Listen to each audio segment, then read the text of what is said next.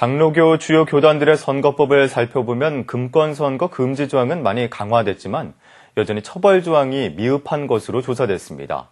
기독교 윤리실천운동은 이 같은 조사 결과를 발표하고 올해 열리는 각 교단 총회에서 선거법을 개정해 줄 것을 요청했습니다. 보도에 박성석 기자입니다.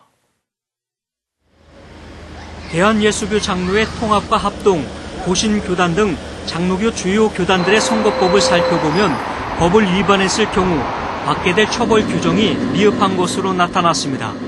이와 함께 선거의 중립성을 보장해줄 공공성과 공정성 확보를 위한 법적 근거도 취약한 것으로 조사됐습니다.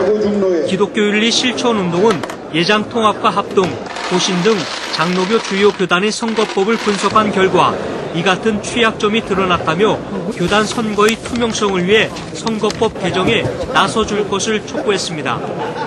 교단 선거법의 가장 큰 문제는 법을 위반했더라도 이에 대한 처벌이 미흡하거나 처벌 규정이 있더라도 유명무실하다는 겁니다. 범했을 경우 어떠한 처벌을 하겠다라는 조항이 약하고요. 또 실제적으로 그런 처벌 조항이 있어도 재판 과정이 오래 끌다 보면 대개 임기가 1년이기 때문에 임기가 그냥 지나버리는 경우들이 또 대부분입니다. 실제로 세 개 교단은 선거 과정에서의 기부나 매수 등을 불법 선거운동으로 규정하고 있지만 이를 위반했더라도 처벌을 강제할 조항이 없습니다. 좀 더 구체적으로 살펴보면 선거법을 위반했을 경우 고발이나 기소를 의무화하도록 한 규정이 이들 세 개 교단 어디에도 없는 것으로 나타났습니다. 또 선거의 공공성과 공정성을 확보하기 위해 선관위에 외부 인사를 영입하는 등의 규정 역시 세 개 교단 모두 없는 것으로 나타났습니다. 선거법 위반과 관련해 재판국의 신속한 판결 역시 혼란을 방지하기 위해 중요한 규정이지만 예장 통합과 합동 고신 교단에서는 이에 대한 규정이 마련되어 있지 않았습니다. 기윤실은 이번 분석 결과를 바탕으로 각 교단의 선거법 개정을 요청할 계획입니다.